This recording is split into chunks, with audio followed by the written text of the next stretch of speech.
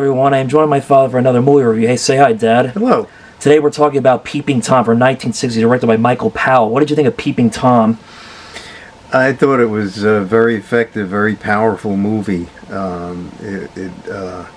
Very disturbing. Absolutely, totally agree. It's and it's also considered to be the first, well, one of the first of like early like slasher films for the time of like the camera point of view and the killer going after his victims. And it's also very scary how like when the character's like filming his victims and we don't, and you know, like it's one of those like movies we don't see what happens. That's what makes it very scary and effective, not seeing how like what he does to the killing the women.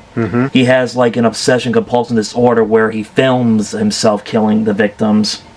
Yeah. What did you think of the character Mark, who was the main character and the villain of the movie? Yeah, you know, it's very Freudian. Yeah, I can agree on that one. Because it goes back to his relationship with his father. And how his father had an influence on his future behavior. But I don't know why, from like, even though it's not explained, but the hint that we get, it's kind of a messed up background story about how his father treated him. It is very disturbing. Very sad.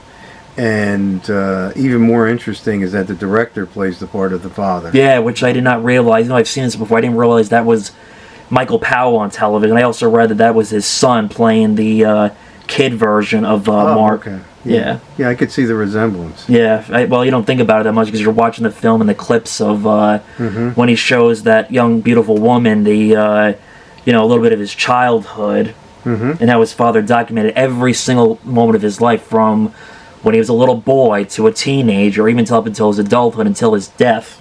Well, it wasn't only that. He intervened and tried to instill fear in his child. And basically looked like he was experimenting with him. And I think that's really what had a more profound effect on him. It's another film that you can like analyze, and like especially if you're like into psychology, this could be a film to study for about the Freudian effect and and like what like caused him to go this way. And the actor was great. He was excellent. He was. They just, what do you know? Do you remember his name? Or I don't remember his name. Sorry, I'll just edit that in. And I think also the scariest part too is when like he's talking to the woman's her name is, wait, I'm sorry, I have it written down here. It is Helen's mother, when like I didn't realize that she was blind, and when he's talking to her about like don't like film my daughter, at first I could have gone either way, that he could have killed potentially Helen's mother, but he doesn't. My guess is because it was Helen's mother, that's why he didn't, because he really liked Helen a lot, despite of how could he have had a like regular romantic relationship, who knows. Despite his like sick crazy obsession, then he would feel guilty about all the crimes that he did of killing all those other women. And also, like, he was a perfectionist too, like killer by day, and he was a photographer in the daytime. And also, I guess, filmmaker on the side with camera work, and because while we see how he's making a move, like while working on a film project with a director and actor, and he commits a crime during the making of the film. One of the actresses that was one of the actresses of the film. Moira Shearer. What's that? Moira Shearer. Right. Who was in other Michael Powell films. And you also said this like ruined Michael Powell's like reputation as a film director at the time, because it was not the usual. It was I think it was a critical and a box office failure. Especially the critics were not happy with it. If kind of like it's just like not the usual you would expect from Michael Powell to direct a film like this. Although there were hints of it in Black Narcissus, which was also had to deal with psychological issues. For the nuns that were high in the mountains. That was, that was also a pretty disturbing film, but not in the same way that Peeping Tom is, because Peeping Tom deals with voyeurism and somebody that has a obsession, of watching other people like having sex, like what we saw in the movie. Mm-hmm. But besides that, he had like an obsession of like watching like his films of what like his dad made, and also Right. Mm-hmm. yeah, that's. And actually, he makes the camera not only a voyeuristic tool, but he uses it as a weapon. True. Yeah, that's also which I thought was very interesting, and that's something you don't see a lot today in like slasher film. Well, that would be a different type of. Then you'd be like paying tribute in reference to this movie, Peeping Tom. Mm-hmm. I remember the first time I learned about this film was referenced in Scream 4 when one of the characters is like trying to save her friend, and like Ghostface is asking her like movie trivia questions, and the question was, what is the first slasher film? I don't remember what she said, but I just remember that was an incorrect answer. The answer was Peeping Tom, and even I never would have guessed that as a teenager myself when I got into horror movies at the time, when I was into slasher films at the time. What was the first slasher film? But now I know the answer, so in case of Ghostface asks me, I'm all set and ready. Right. Yeah, what did you think of the character Helen Stevens, who was like the love interest of the movie? And yeah, I thought she tried to bring out the humanity in his character. Right. He's a loner. Right. And she was very interested. I think she was definitely attracted to him. Yeah, but little did she know though at the time. Right. Yeah, and she also you find out early on that he's the owner of the building. Right. That he's the landlord. Right. And nobody knew that. Right. Right. Well, rewatching this, there were certain things I remembered. Like I didn't remember that part, that he was the landlord of the home. I guess whatever he like with being a cameraman, a photographer, they don't pay him that much to live in a nice house like that he grew up in that his dad owned. Mm-hmm. I think she felt sorry for him because of the film that he was watching and how his father treated him. Right, exactly. But I don't know. I think I'm glad. She should be glad that she didn't go that far then, because who knows how that could have been for romantically wise with Mark and Helen. Mm-hmm. Yeah. I don't know. When someone has an obsession like that, red flags. Right. Yeah. Mm-hmm. Yeah. Let's see. Anything else about the film you want to touch upon that comes to mind about this movie? Well,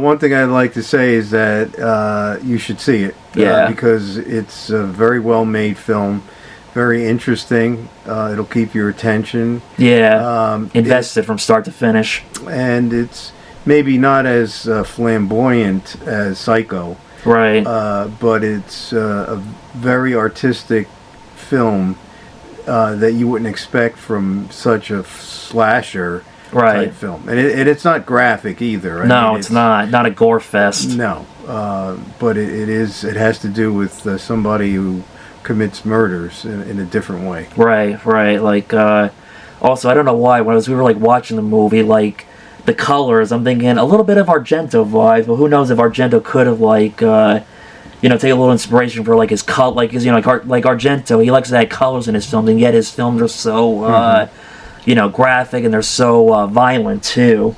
Yeah, well, Powell and Pressburger, they were directors. They worked together, and they worked a lot together with the cinematographer Jack Cardiff. Right. And they produced some of the most spectacularly beautiful Technicolor films. Right. So the intensity of the color, I think, has to do with his experience, and that's what his movies look like. Right. So he incorporated that into a different type of film. And like you said, it has like little like similarities of like Psycho, which I can especially they both came out the same year, but different. Yeah. By a few months. I don't know which one came out first, Psycho or this one first. I think they may have come out either the first year or they were within a year. I mean, within a year of like a few months apart. Yeah. Yeah. Mm-hmm. Yeah. Yeah. The only difference is Norman Bates had mother issues and Mark had father issues. And yes, yeah. Sometimes right. a little bit of mother issues, not as much as with his father. That's right. For sure. Mm-hmm. That's the slight difference. And Norman Bates killed in honoring the pleasure of his mother, whereas Mark just had like like it was. Did you ever see that movie M? Yes. A little bit like M to some degree, but different. Like how it was just like like when you like analyze a lot of different serial killers, it's part of their like it's basically their hobby. They love to kill. But well, yeah, it's part of their makeup psychologically, right? And they can't resist that urge. Right. That's what Mark is. He can't resist the urge of what he does when he kills. Well, when he films and kills the victims. Yeah, and there's also sexual connotation because of his. Stalking like prostitutes. Yeah. And being involved with the pornography, pornographic photos. Yeah. That he's involved with. Especially that one woman who had like some scar like right here around here on her lip. He seemed to have had an obsession over that with. I guess that was his kind of women. I guess of with a scar, like still doesn't see the flaws behind it. Yeah. And also, I read that Martin Scorsese loves this movie. Well, Martin Scorsese is a big fan of those types. Yeah, he is. Arrow films, where Powell, Pressburger, where the directors of those films. He's a big fan of them. Yeah, and yet Scorsese himself has never directed a horror film, despite.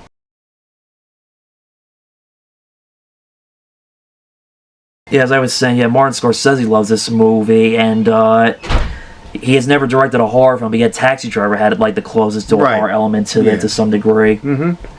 And also, like throughout the years, this was like a hard film to find. Now Criterion finally released it on Blu-ray and Yeah, it was originally released, and I don't know if that was the only release, but it was in the Criterion collection where it was released as a DVD. Right. And then the DVD went out of print. Right. And then thankfully now they've reissued it. Yeah, and it looked really great on Blu-ray when we watched it, and because I watched it on DVD the first time I saw it when I did like film presentations for my horror and sci-fi club, because of how this is an important horror film in horror history, and like I said, the first slasher film, and like also one of the first like a film that was ahead of its time. That's such like very analytical from start to finish.